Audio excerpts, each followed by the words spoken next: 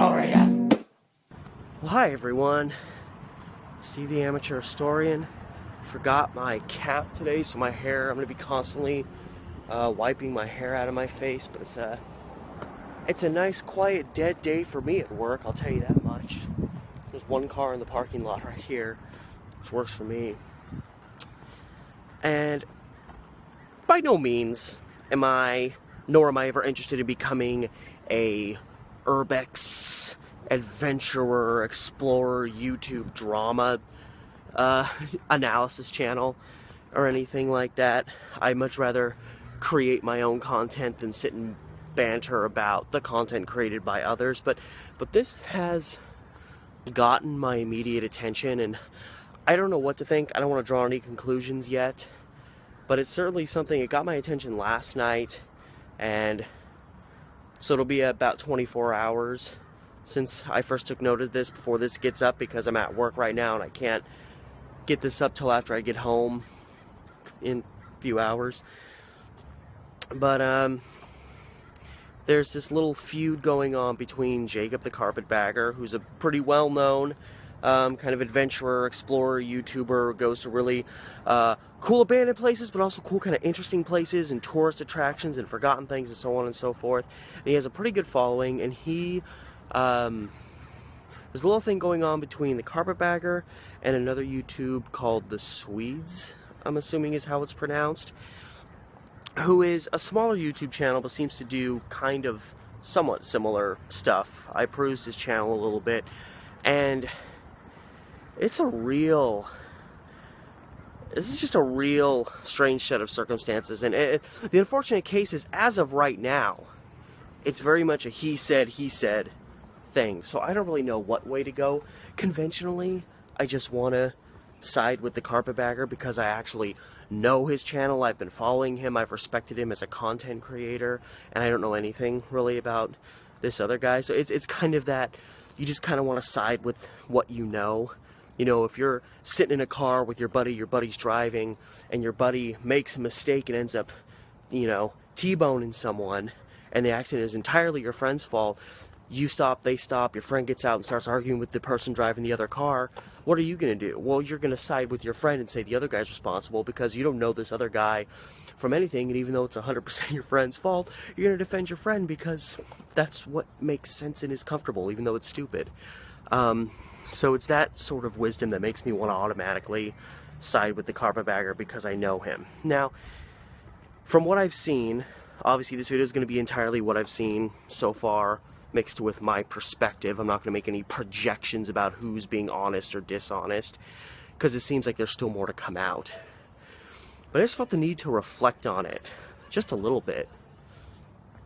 And so last night, I'm on my Facebook and I see this message pop up from the Carpetbagger saying that he's being harassed by two different YouTubers. And one of the ones he mentions was this Swede, the guy that runs that channel, and another guy named Aaron, who the Swedes also references, and says that they're harassing him. And I follow the comments, and essentially it seemed like the Carpetbagger's perspective is that, you know, him and this Swedes guy used to be close friends, but the Swedes guy, and I'm sorry, I don't know his real name, so he's just the Swedes guy for now. Pretty much, he stabbed Jacob in the back and has started, like, putting out personal stuff about him and contacting Jacob's friends and committing harassment, essentially.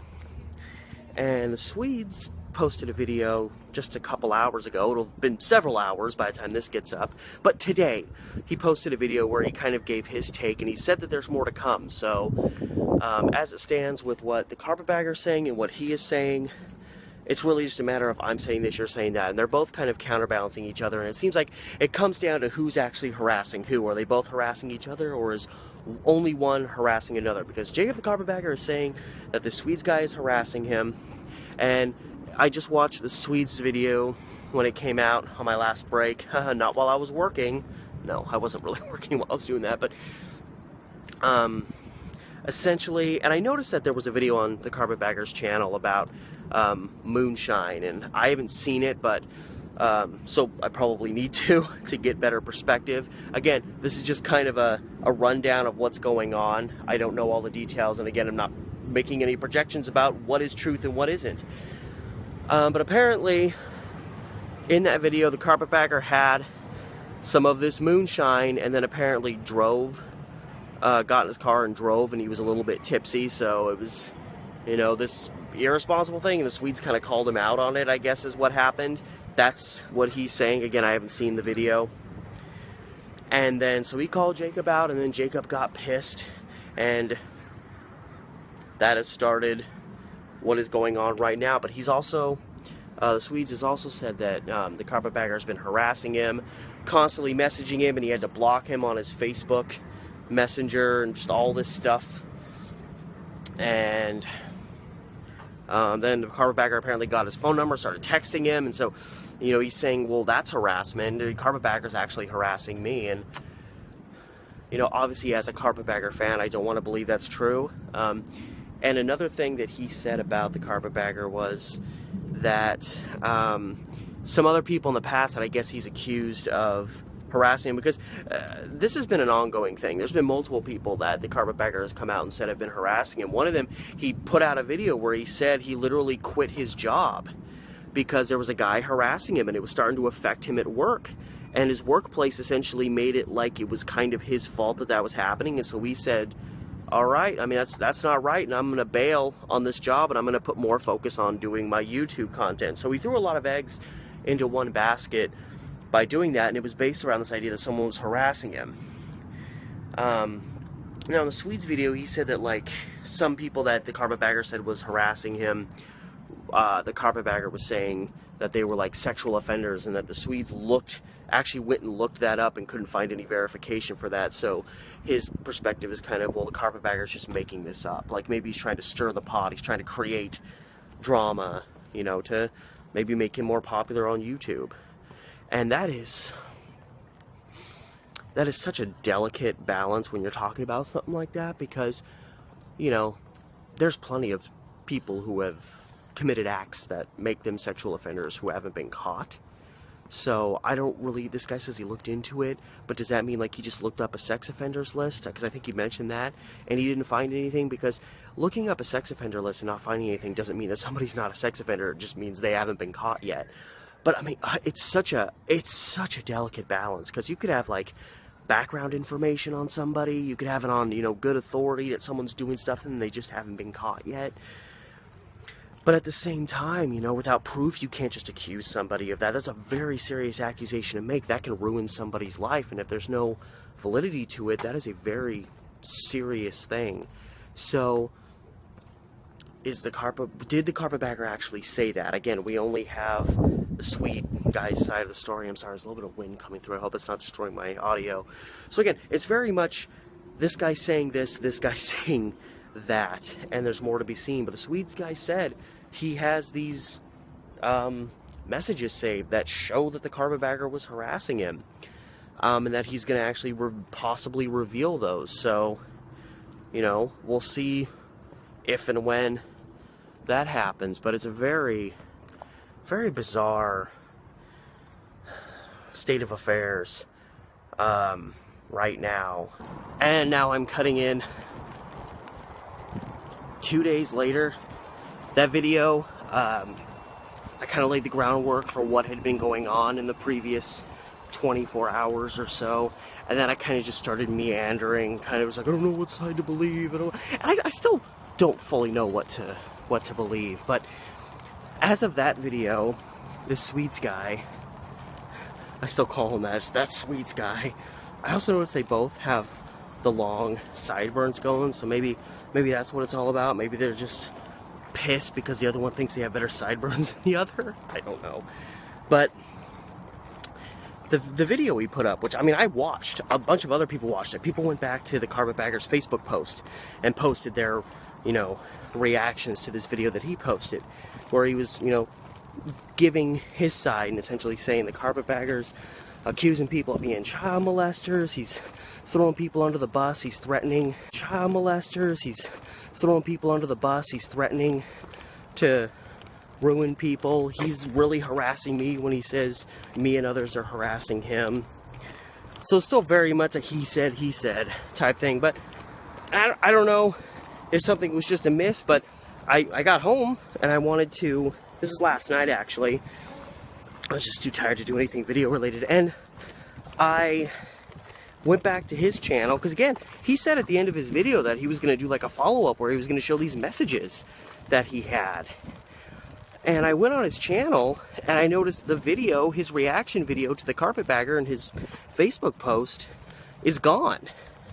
I'll check it again when I get home, but I checked it last night and there have been 2 videos since then that have been posted yesterday, when that video he did was actually posted 2 days ago. And it's gone. So I don't know if he took it down, decided he wanted to redo it. Maybe he didn't convey his perspective the way he felt he should. Was there some bullshit in there that he got called on? He decided, I gotta get this down. Why when you're in this this, you know, bickering YouTube drama, and you put a video up on your channel defending yourself, that's usually one of the primary videos you'd want to keep up so people can always come and see it. So I'm a little baffled as to why this Swedes guy, as I call him, why he took that video down, because it seems that is the case. Okay, just want to see if anything has changed, because it should only be a day or 2 old.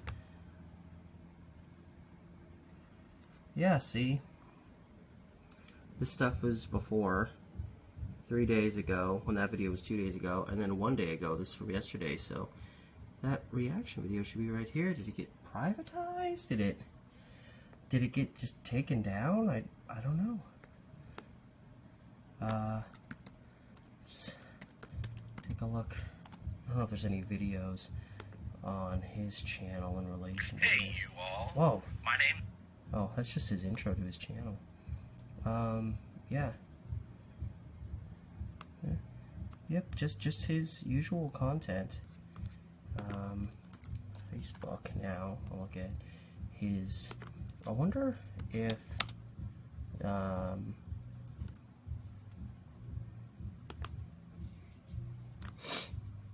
yeah, here's yeah, 226 comments, so obviously a lot. And this is the comment that he made about him being harassed. A lot of comments.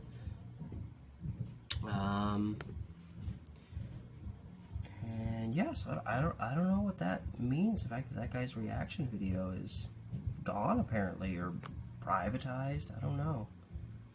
But that's where we're at right now. So I'm gonna keep checking both these fellows and see how things might progress from this point on, or what happens, if anything much happens at all. It might just kind of burn out, or it might keep going.